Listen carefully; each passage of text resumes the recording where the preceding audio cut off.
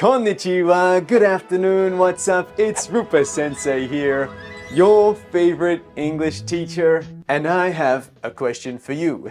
Think about this. We all learned our first language as a baby. No textbook, no flashcards, no repetitive grammar drills, just by being in the world of the language. Here's the truth. The way most of us are taught languages in school is completely backwards. We're handed grammar books and long vocabulary lists and expected to memorize them perfectly. We're not robots. But from my experience of learning languages and speaking to some of the best linguists in the world, here are 5 tips to actually learn a language. Grammar versus patterns, the real key to fluency. Let's talk about grammar for a second. Most people think it's the foundation of learning a language, but grammar is like learning to dance by reading a book. Sure, you might understand the theory, but when the music actually starts, you'll be stuck overthinking and completely missing the rhythm. Don't overthink. And here's the trick. Don't think of it as grammar. Think of it as patterns. Our brains are very good at noticing patterns. It's how we learn songs quickly and recognize faces. When you focus on patterns instead of rules, language starts to feel much more natural. For example, instead of writing down, I am going, he is going, they are going, hear that pattern enough times in natural context. I'm going to the store. He's going to eat. They're going to the movies tonight. The more you hear it, the more your brain will start filling in the blanks. Too easy. Be comfortable in chaos, diving into the deep end. Let me tell you a quick story. When I was in uni, I met a Japanese friend who moved to Australia with 0 English. But she was a very outgoing person, so she often found herself at dormitory parties, surrounded by people talking, laughing, sharing jokes, even though she didn't understand the language. At first, she would just smile, laugh, look around, but something amazing happened. When I returned to Australia and met her again just a year later, just by listening to the tone of their voices, watching their gestures, and hearing certain words and patterns repeated again and again, she started to understand what was going on, and soon after started speaking amazing English. This is called language immersion, diving headfirst into chaos. It's scary, but be brave. And most of the time, people actually want to help you. You can do the same even at home. Watch movies, listen to music, tune into podcasts. You just have to spend more time every day watching content in English with English subtitles. And I know, as a language learner myself, 2, 3, or 4 hours every day might seem like a lot.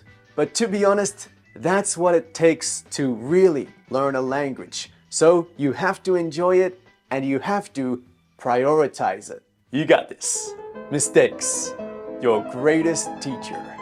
Here's another story. After learning the basics of Italian, I had lunch one day with a couple Italian friends, and I wanted to show off my new skills.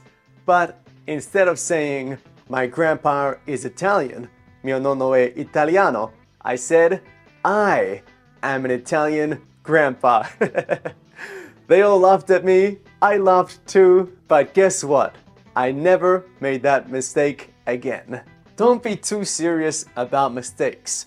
Don't get upset. As an adult learning as a hobby, there's no test. You're not going to fail, and no one actually cares. And mistakes are definitely going to happen. Every time you mess up, you're actually getting closer to fluency. And honestly, the more embarrassing the mistake, the less likely you are to forget it. Trust me. Start making original sentences. Often students think, I'll just wait until I'm ready to speak. I'll just wait until I'm ready. Let me tell you something. You'll never feel ready.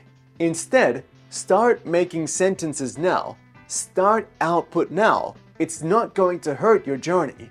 It doesn't matter if your sentences sound like a toddler's. Don't be a perfectionist. That's probably my number one tip. Don't wait for everything to be perfect. It never will be. And here's a practical thing, a little homework task you can do right now.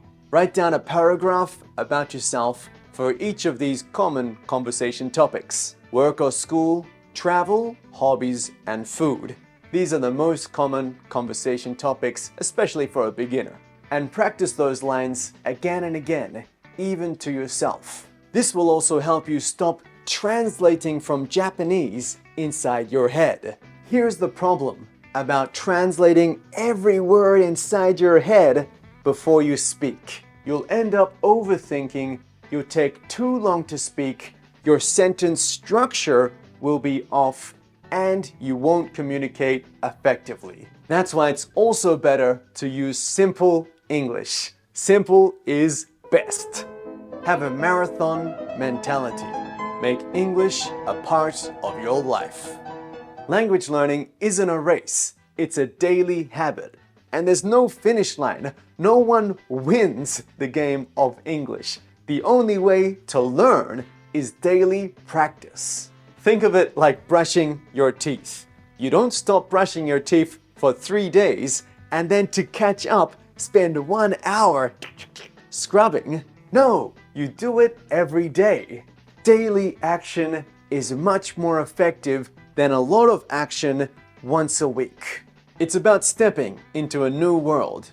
The more you immerse yourself in English, the more you'll feel connected to the language and the people who speak it. However, one problem that over 90% of students face is that they become lonely on their English learning journey. Just studying by yourself can become very boring, and most students quit if they don't have any friends or teachers to support them. That's why I created the English Hero Community. It's an online place where you can study with a group of friends, a group of adventurers, a group of heroes. 毎週3回オンライングループレッスンがあります。毎週英語のチャレンジをゲームのようにクリアして個人的なフィードバックをもらいます。いつでも使える英語のチャットルームで僕や他の先生や学習の仲間と仲良くなることができます。またはスペシャルな初心者向けのレッスン、英会話の悩み相談、モチベーションのレッスン、イベント、セミナーなどコンテンツがいっぱい入ってます。すべてがすごく使いやすいプラットフォームとアプリで学習することができます。Click the link in the video description and sign up today. I'll see you there. Let's become heroes. Stay happy, stay healthy, do your best with your English studies. じゃあありがとう。また今度。